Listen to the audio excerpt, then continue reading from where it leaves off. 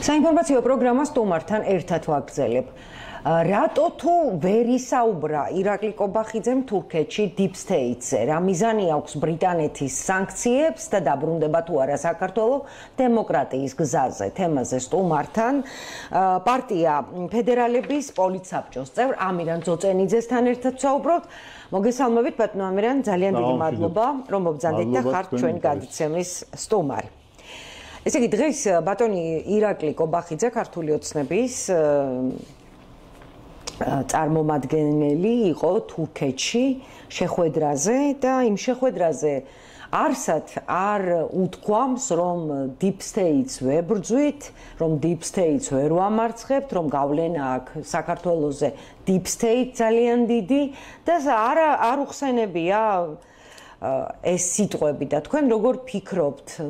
რატომ არ ჩათვალა საჭიროდ ამ სიტყვების თქმა? მაგალითად, ქართულმა ოცნებამ განაცხადა, ქართული ოცნების წარმომადგენლებმა თქვეს, რომ ისედაც იცოდნენ თურქეთში ამ Deep State-ის შესახებ და არ ჩათვალა ბატონმა ირაკლიმ ელაპარაკა Deep State-ის შესახებ და მაგალითად შეეშინდა თუ უბრალოდ არ ილაპარაკა ბატონმა კობახიძემ? მოდი ასე ვთქვათ, რომ იასირ არაფატი იყო ასეთი პალესტინის განმათავისუფლებელი ორგანიზაციის თავმჯდომარე დიდი ხნის განმავლობაში და მე რომ მოკვდა რომ აღმოჩნდა რომ მილიარდერიც იყო ყველაფერთან ერთად მთელი ის დახმარებები რაც თვითონ პალესტინის ხალხზე მიდიოდა სინამდვილეში მისი ოჯახის და მისი ახლობლების ანგარიშებზე ილექებოდა მას ჰქონდა ორი რამ არაბულად ლაპარაკობდა სხვა რამის და როცა გარეთ სამყაროს მიმართავდა ლაპარაკობდა სხვა რამის დაახლოებით იგივეა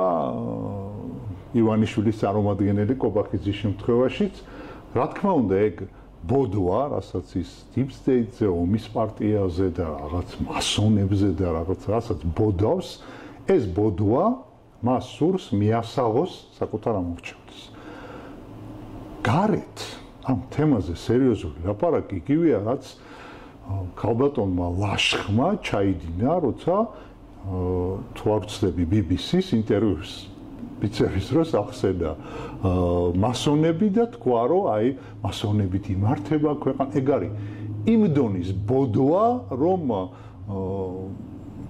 ძალიან დიდი პატივის თემა ყველა ფსიქიურად დაავადებულის მიმართ ეს ჩვეულებრივი ავადმყოფობაა და შეიძლება ნებისმიერ ადამიანს დაემართოს მაგრამ ფსიქიატრიაშიც კი მძიმე შემთხვევაა, როცა ამაზე პოლიტიკოსი იწყებს სერიოზულ ლაპარაკს. ეხლა ბატონო ამირან, ერთ წამით ჩაგეკითხებით მაშინ, ერთი წამით.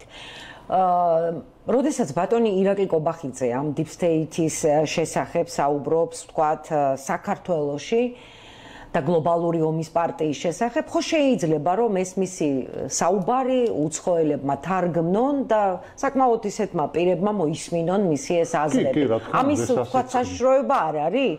კი, ამის საშიშროება არის, მაგრამ სინამდვილეში ამით მე ხა რა განსხვავებაა მაშინ აქ ნათქვამ ამ სიტყვებსა და ვთქვათ იმას შორის რომ თურქეთში არ ილაპარაკა. აქ რა თქმა უნდა ეს სიტყვები მიემართება, ანუ როცა ადამიანი ლაპარაკობს, პოლიტიკოსი როცა ლაპარაკობს, ის ელაპარაკება საკუთარ ამორჩევლს. სხვა ის არავის არ ელაპარაკება, თუ მას ელემენტარული წარმოდგენა აქვს პოლიტიკაზე.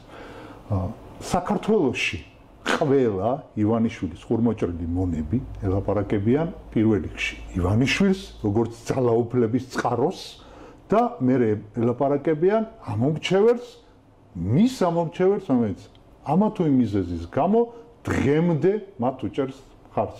ცნობილი გამოთქმა, ძულებზე ვერ დაჯდები, რბილი ქსოვილებია ამისთვის საჭირო. ანუ რაღაც დონეზე საზოგადოებრივი უანგარო მხარდაჭერა არის საჭირო, რომ ივანიშვილმა ძალაუფლება შეინარჩუნოს. აქ საუბარი არის მხოლოდ ერთ კაცზე, მის ძალაუფლებაზე, მის ქონებაზე, სხვაზე არაფერზე. ყველანი არიან ძალიან დიდი ნულები ივანიშვილის გარეშე.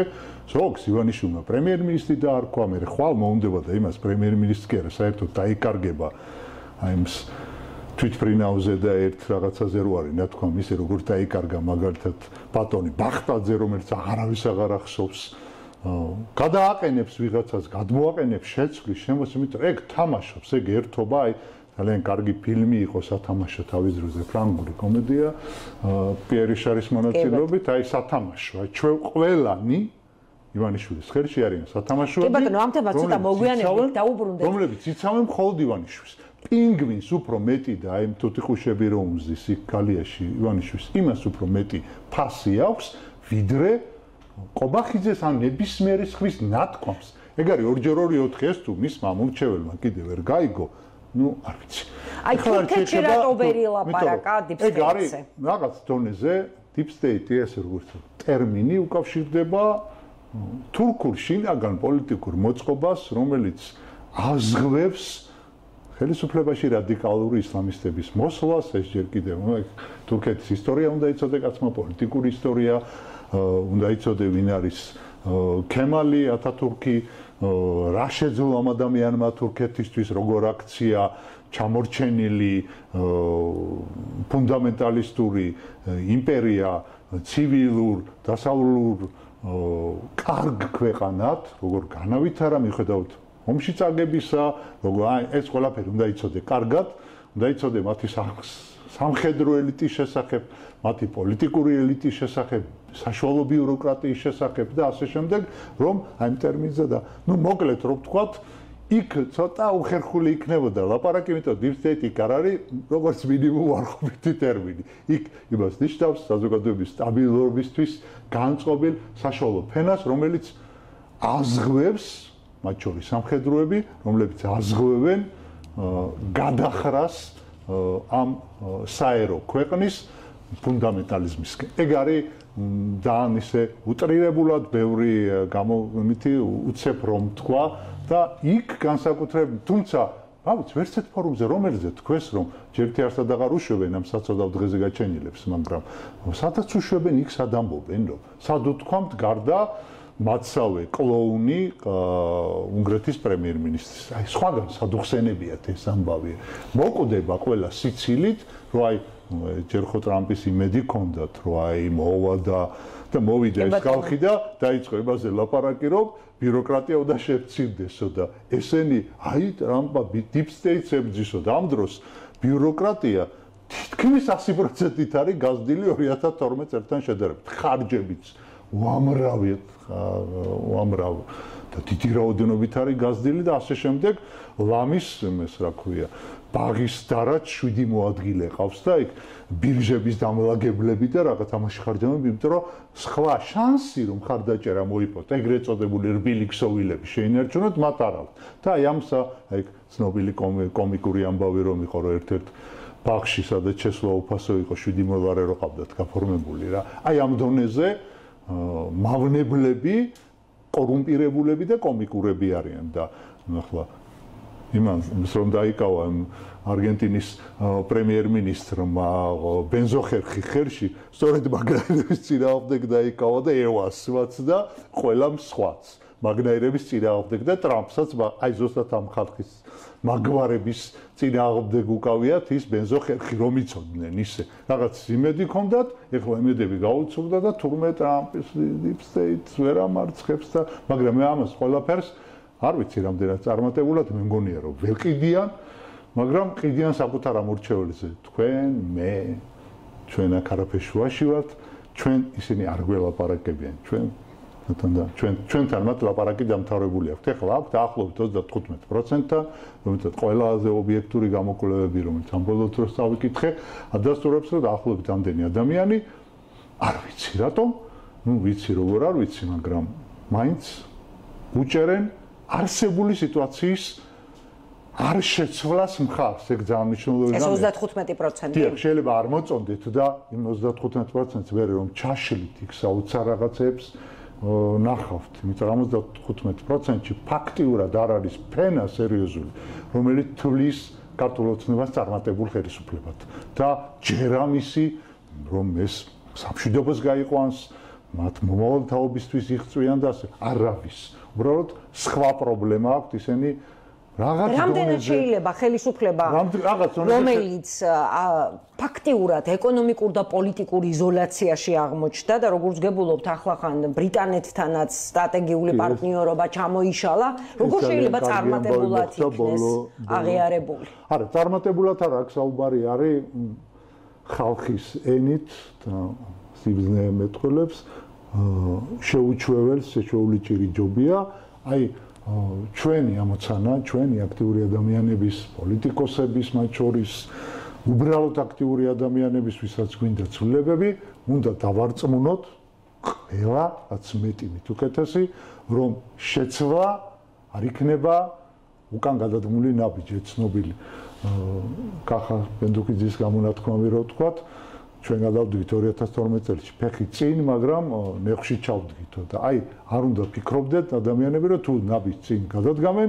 ან გადაიჩეხებიან, ან ნეხში ჩადგამენ. აი ამაზეა სამუშაო აქტიური საზოგადოების, არა მხოლოდ პოლიტიკოსების. და ეს ყველაფერი გადაწყდება. უკვე აქეთკენ მიდის ყველაფერი. აი სანქციებთან დაკავშირებით მინდა გკითხოთ ბრიტანეთის სანქციებზე მაგ საუბარი. ეგ ყველაზე კარგი. გაუგონარი რამ მოხდაო, ასე შეაფასა ქართულმა ოცნებამ და ბატონმა კობახიძემ. არაფერი გაუგონარი მოხდა ყველაფერი ლოგიკურად და ბრიტანელებს საუკუნოვანი დემოკრატიის გამოცდილება აქვთ, მათ ძალიან კარგად იციან, სად არის ძაღლისთავი დამარხული. ძაღლისთავი დამარხული არის შემსრულებლებში და არა მხოლოდ პოლიტიკურ ლიდერებში. იმიტომ რომ როგორც წეგან ვახსენე, შემსრულებლები თუ დამხმარე არ ყავს, რაც არ უნდა გენიოსი იყო, ერაფერს ვერ გაკეთებ. მით უმეტეს პოლიტიკაში. და დამხმარე უბრალოდ ეს ბოლო 4 კაცი დაასანქცირეს, თან დააკვირდით როგორი ის ხონდა, რა ქვია, მამას ანოტაცია არ სათანადოდ დავალების, შეუსრულებლობის ან არ შესრულების გამო. უმოქმედობის გამო. ანუ რა ხდება? ეს არის ძალიან კარგი გზავნილი, ძალიან კარგი შეტყობინება იმ ადამიანებისთვის, ვისაც გონიათ, რომ ამათი დედაც პირობით ბოდიში მოთქვაზე, მაგრამ მე არ მეხება, მე აგერ ჩავწვევი, ვიქნები ჩემ ხელფას მივიღებ და გადავრჩები. ეს ხალხი, ესეთი ხალხი უზრუნველყოფენ დღეს იმაში, რომ ხელისუფლება ჯერ კიდევ არსებობს. აი ხელფასებს როგორ მიიღებენ ეს სანქცირებული ადამიანები? რა იმე შავი ბუღალტერია არსებობს? არის ალბათ, რა ვიცი, მაგრამ თუმცა იქვე მიაყოლა სანქციის შემოგვებებმა, რომ ჩვენ მივწდებით იმათ, ვინც აი ამ სანქციების შეუსრულებლობასაც უზრუნველყოფს. ეს ეხება ბანკებს, რომლებიც წარმოდგენილი არიან მათ შორის ლონდონის ბირჟაზე. ეს ეხება სისტემებს, მათ შორის მონეტარული სისტემის. არა, ბანკებმა გააუქმეს ბარათები, მაგრამ როგორც ბატონმა კობახიძემ აღნიშნა, დაგანახებთ თუ ვერ აიღებენ ხელფასებს. კი, ვიღაცა სხვას გამოუწერენ და იმას მიცემენ კეშხე, გახავთ, ჩვეულებრივი პრაქტიკა ახლა, მაგრამ აი ამ დონეზე რომ მაიმუნობა მოუწევს ხელისუფლებას, იქ უკვე განწირულია. კარგახნის განწირულები არიან, მაგრამ ეს არის აი ესეთ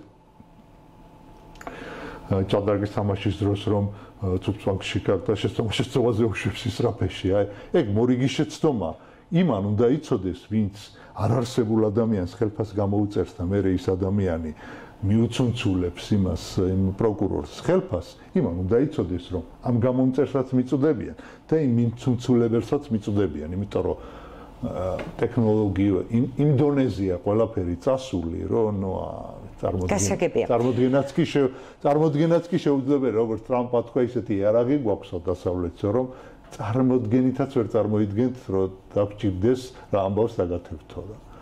საკადრო ცვლილებებზე მაინტერესებს თქვენი შეფასება. ქართულ ოცნებაში. რაზე მიანიშნებს ეს საკადრო ცვლილებები? ბატონ ივანიშვილს მოწყინდა პინგვინებთან თამაში და ახლა დაიწყო ადამიანებით თამაში. მე საერთოდ არ მინდა განვიხილო. ხო, მაგრამ ბატონ ივანიშვილი ჩვენითაც ხომ არ თამაშობს, ანუ იმ ადამიანებით, ვისაც არ უნდა ევროინტეგრაციის პროცესის გაჩერება, იმიტომ რომ დღეს გამოდის ქალბატონი წითლიძე და ლაპარაკობს, რომ უწყინარი 5000 ლარით ჯარიმდებიან თურმე მოქალაქეები. აი წითლიძე გახლავთ ქართული ოცნების წევრი, დიახ. არა, ანი წითლიძე ის არის, რა ქვია, ნაციონალური მოძრაობის წითლიძე, არ ვიცი. არა, სახელი და გვარი მეშლება, ბოდიშვიხთი. ქართული ოცნების წარმომადგენელმა ბრძანა, რომ კი, მე მაპატიეთ? ლეგიონი ამათი სახელი, ერთი და იგივეები არიან. უწყინარი 5000 ლარით. უწყინარი 5000 ლარი შეიძლება მისთვის უწყინარია? შეიძლება წილოსანზეა. წილოსანზე ვამბობ. მადლობა რომ შემახსენეთ. ხო, ეს ცნობილი ინტელექტუალი ყავთ მათ. ხო, რა თქმა უნდა, ხა წილოსანისთვის, რომლის ოჯახის კისერზეც მე არ მიყვას ახლა და ზოგიერთ ადამიანს ეს უწყინარი 5000 ლარი 100000 ლარზე მეტი აქვს დაგროვებული. შვილებზე რაღაცებს გადატანა, პრინციპულად არ მიყვარს მაგრამ ნუ ახლა უნდა ვახსენოთ შეიძლება 60 მილიონი რომელსაც მის მამას ედავებოდნენ თავის დროზე რომ მან მოიპარა ახლა 60 მილიონის მოპარვას ედავებიან ადამიანს და ის გარეთ არის და არაფერს 60 მილიონი მოპარული 60 მილიონი აქვს ოჯახში მიტალი ახლა ვისთვის 5000 ლარი ნუ ხო მართალია რა ერთ საუზმის ფული არა მაგრამ აი ჩვეულებრივ ადამიანებს კითხონ მე მკითხონ საერთოდ 10 საათი მუშაობ დღეში ჩემ ძმას კითხონ რომ 18 საათი მუშაობს დღეში დაახლოებით ერთი გამოსასვლელი დღით მხოლოდ ახანდახან ისიც არა აქვს რომ აი სხვებს კითხონ არ ვიცი რა მნიშვნელობა აქვს რა ძალიან ბევრ ადამიანს ჩვენს გარშემო კითხონ რაც ნიშნავს მათთვის 5000 ლარი აი რას ნიშნავს 5000 ლარი სოციალურად და ზოგიერთი ადამიანის წლიური ხელფასი არ არის 5000 ლარი აი ნახოთ საარსებო მინიმუმი რამდენია დაახლოებით 280 ლარამდე ერთ ადამიანზე თვეში და გადავამრავლოთ ის მერე 12-ზე ეს არის დაახლოებით 3160 ლარი თუ არა 3360 ლარია თუ სწორად მიანგარიში ახლა უცებ და ნუ შევხედოთ ანუ ქალბატონი წილოსანისთვის ერთი წელი თქვენც არ აგერიოთ ჩემსა ხო წელიწადნახევრიანი საარსებო მინიმუმი სტანდარტული ქართველისთვის ან საშუალო სტატისტიკური ქართველისთვის რაღაც ფული აი ეგ არის ცინიზმის თავხედობის სიშტერის და ბატისტვინობის ერთად გამოვლინება ყველაფერი აი ნაზავია საოცარი იმიტომ რომ ხო ნუ მეცნობილი გამოთქმა ეგ ჟოზეფინე იმას მიაწერენ რა ქვია მარი სტიუარტს თუ არ ვცდები რომ უთხრეს რომ ხალხი ღელას პური არა აქვთო და ნუ ნამცხვარი ჭამონ მერე რა პრობლემა არის ახლა ნუ ის სასახლეში ცხოვრობდა და დედოფალი იყო და ხო პური არა აქვთო ნამცხვარი ჭამონ მერე რა პრობლემა არის მაგაზე ღელავენო რა ნუ ანუ საკუთარი სამრეკლოდან ურაკუნებს რა წოლკიანის საგამოძიებო კომისიაზე მინდა გკითხოთ. თავიდან ბოლომდე ეგ არის ყურადღების გადატანა თავარი საკითხებიდან ძალიან სამწუხაროა ჩემთვის რომ იქ მიდიან ადამიანები ზოგი ჩემთვისაც საპატივცემულო მე ყველა სამხედროს ვისაც ერთი დღე მაინც გაურისკავს საკუთარი სიცოცხლე ქვეყნისთვის ძალიან დიდ პატივცემი ვხედავთ იმისა ჩემ პოლიტიკურ გემოვნებაში ჯდება არ ჯდება აბსოლუტურად მნიშვნელობა არ აქვს სამხედროები არიან განსაკუთრებული ხალხი და ჩემთვის განსაკუთრებულად ამაზენი იყო როგორ ექცეოდნენ ადამიანებს რომლებიც ჩვენი გულისთვის ჩვენი თავისუფლებისთვის ჩვენი სიცოცხლისთვის საკუთარ სიცოცხლეს ჯანმრთელობას სასწორზე დებდნენ აი ამ ადამიანებს პატივისცემა თუ არ შეგიძლია მათ მიმართ გამოხატვა და წოლუკიანი ისეთი არსება რომ მას არავის მიმართ პატივისცემის გამოხატვა არ შეუძლია დარწმუნებული ვარ რომ რა ვიცი ალბათ უახლოეს წევრებსაც ისევე ექცევა როგორც ზოგადად იქცევა ნუ თუ პატივისცემის გამოხატვა არ შეგიძლია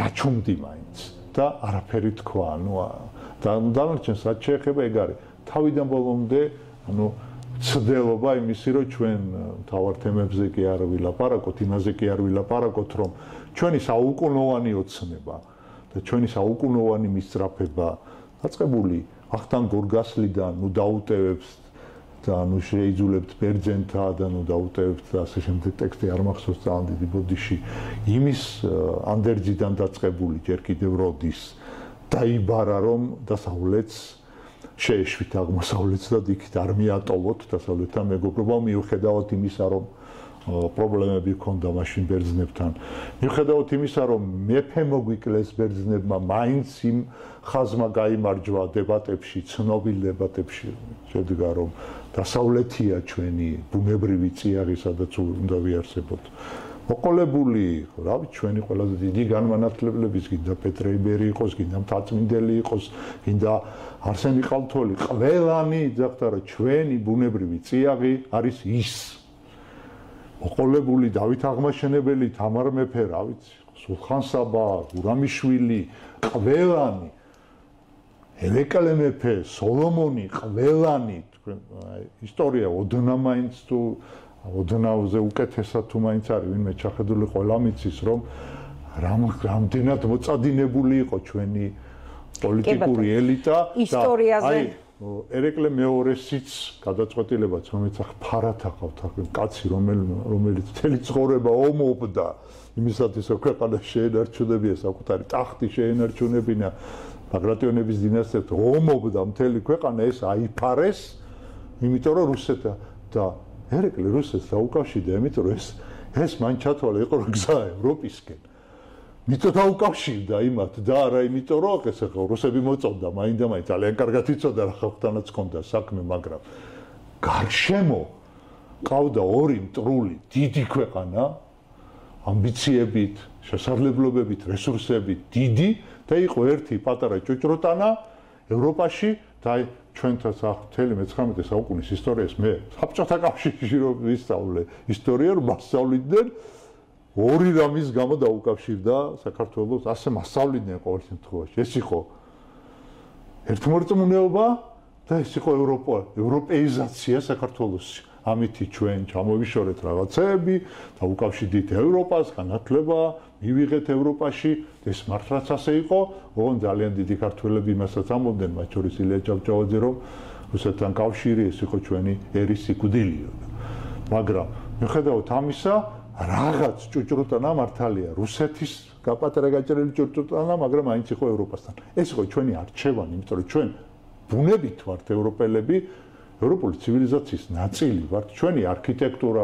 ჩვენი ოჯახის მოწყობა ურთიერთობები ჩვენ ვართ სამხრეთ ევროპელები შავი თუმცა ძალიან ბევრი ადამიანი ამირან ართulis ასე თუ ართulis აი იმან ვინც ართulis შეხედოს კარგად თვითონ როგორ აქვს მოწყობილი ოჯახი თვითონ როგორ აქვს მოწყობილი ურთიერთობები მეზობლებთან და მე მაგალითად ესპანელებს როგორ აქვთ პორტუგალიელებს როგორ აქვთ აი ძალიან რო გვიხარია აი ამ კორსიკელები ბასკები მალტელები ვიღაცები ლამის ქართულად რომ ღერიან საერთოდ ძირი ხომ არ აქვს სინამდვილეში ამ საგალობლებს და ეს ხომ არ არის სინამდვილეში ბერძნული და სამხრეთული ქრისტიანობა ისტორია ახსენეთ თქვენ და ეხლა სლად ისაუბრეთ მიმოიხილეთ ისტორიული ფაქტები და მე მინდა გითხოთ ხომ არ ხდება ისტორიის ხელახლა გადაწერა თუნდაც იმიტომ რომ 9 აპრილს ქვეყნის ქართული ოცნების პრემიერმა გააკეთა განცხადება რომ უცხოძალა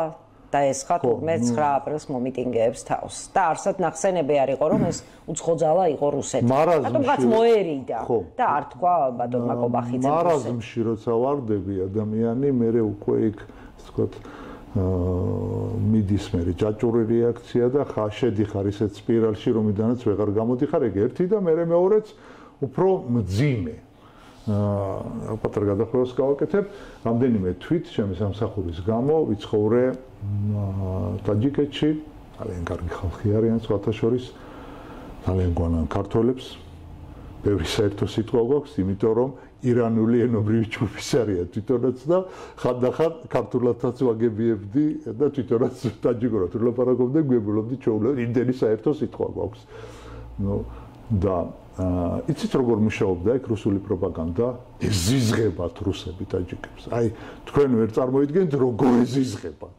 სამოქალაქო ომი ქონდა 7 წელი ომობდნენ ისინი ერთმანეთში და ორივე მხარე დაპირისპირებული ორივე ერთად რუსებს ებრძოდა ამ დროს აი ზიზღი აი ესეთი ზიზღი რუსების მიმართ მე ძალიან ცოტა ნუ დასავლეთ უკრაინაში თუ მინახავს მაგრამ მიუხედავად ამისა შეხედეთ როგორ მუშაობდა მათი პროპაგანდა ჩემთან სამსახურში სადაც მე რაღაც სისტემის აწყობას ვიყავი რამდენიმე თვით ჩასული და მუშაობდა ჩემთან ჰარვარდ დამთავრებული ერთი ძალიან კარგი ახალგაზრდა კაცილები ჩემზე ახალგაზრდა ახალი დამთავრებული ქონდა ჩამოსული იყო ინგლისური ენოვანი ძალიან კარგი სიმპათიური კაცი იძახდა ასეთ რამეს რომ აი დააკვირდიო ჩვენებიო რუსები მეთქი ეს როგორ გეზიზღებათ და ხო მაგრამ ჩვენო დასავლეთიც გვეზიზღება ანუ ხტები თელი მათი მე დაუკვირდი ტელევიზორს უყურებს ანუ მათი პროპაგანდა მათი ელიტის ვისაც სიტუაცია უჭირავს იყო ასეთი ჩვენ უნდა ვიყოთ ისე როგორც ვართ იმიტომ რომ კი მართალია რუსები საზღრები არიან მაგრამ ისინიც საზღრები არიან და როცა შენ ჭაობში ზიხარ და ვიღაცა ხელს გამოგიწევს და ეუბნები იმას, რომ წადი შესაზღარო, მაშინ დარჩები ჭაობში.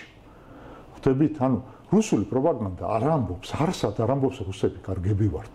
აი მათი დიდი მანქანა ეს ტროლების ქარხნები და იმაზე კი არ მუშაობენ, რუსები კარგები არიან და აი როგორ აქვთ მოწყობილი მაგალითად ჩიდა დემოკრატია, როგორი ოჯახური ტრადიციების მატარებლები არიან, როგორ აქვთ მოწყობილი ბიზნესი, ბიუჯეტი, სამართალდაცავი სისტემები, სასამართლო, ამაზე არაფერს არ ლაპარაკობენ.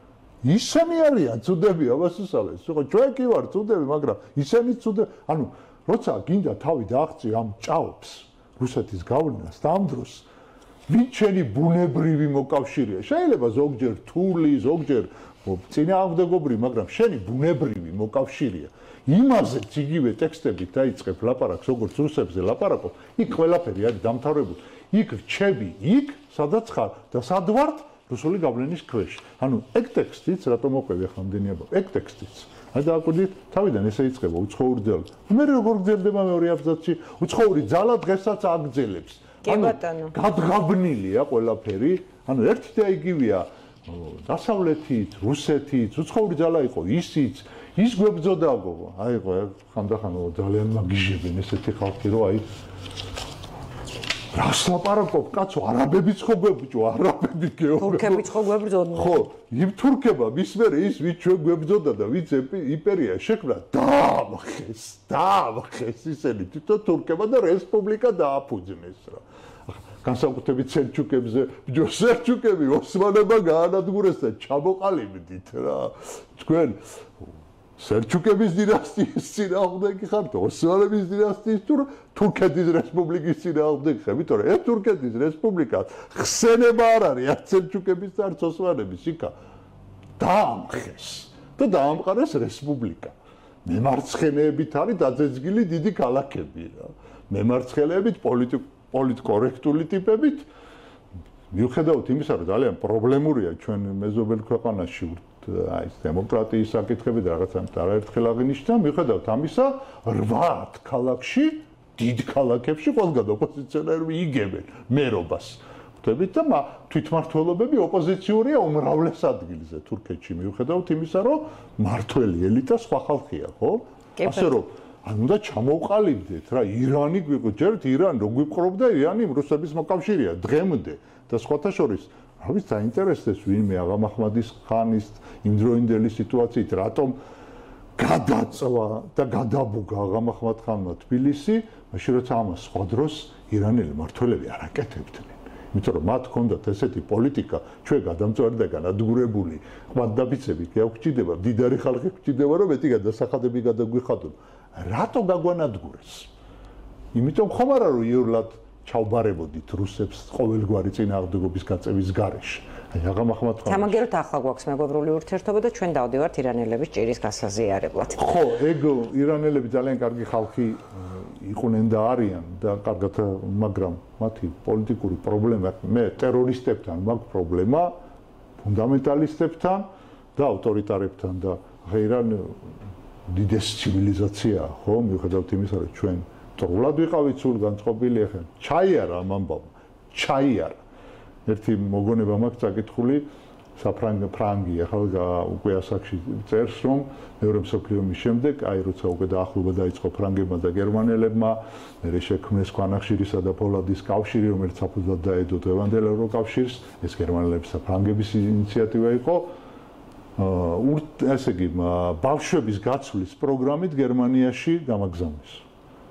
გამომიტირა ოჯახმაო, რომ ეგონა რომ ცოცხალი აღარ დაბრუნდებოდი იქიდან რა.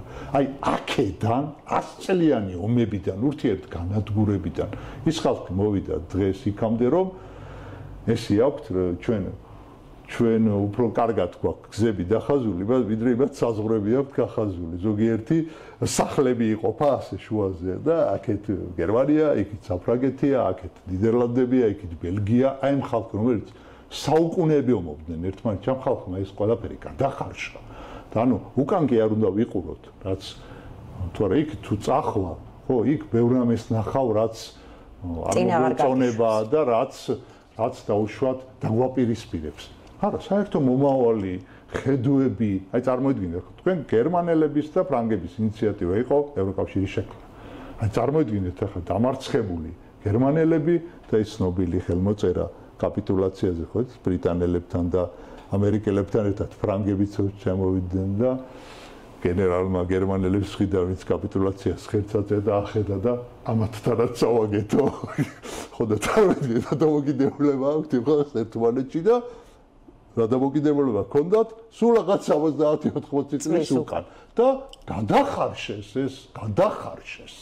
და ეხლა ცხოვრობენ კი კონკურენცია ყველა კონკურენტები ვართ ჩვენ ერთმანეთის რაღაც წარმატების მიღწევაში რა მაგრამ სათანამშრომლობისიც ძალიან დიდი გვაქვს ჩვენ შეიძლება ერთმანეთი არ გვიყვარდეს მაგრამ ახლა ეს იმას არ ნიშნავს რომ ჩვენ რახან არ გვიყვარს ერთმანეთი ამიტომ კუთხეში დავემალოთ ერთმანეთს და აგურები ურტყათ თავში ხო? კი ბატონო, მართალი ბრძანდებით.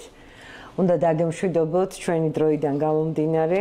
ძალიან დიდ მადლობას გიხდით რომ მობრძანდით და ძალიან საინტერესოდ ისაუბრეთ სხვადასხვა თემებზე ბატონო ამირან. მადლობა თქვენ ყურადღებისთვის. მაყურებელს შევახსენებ რომ ჩვენი გადაცემის დღევანდელი სტუმარი გახდათ პარტია ფედერალისტების პოლიტსაბჭოს წევრი ამირან ძოწენიძე.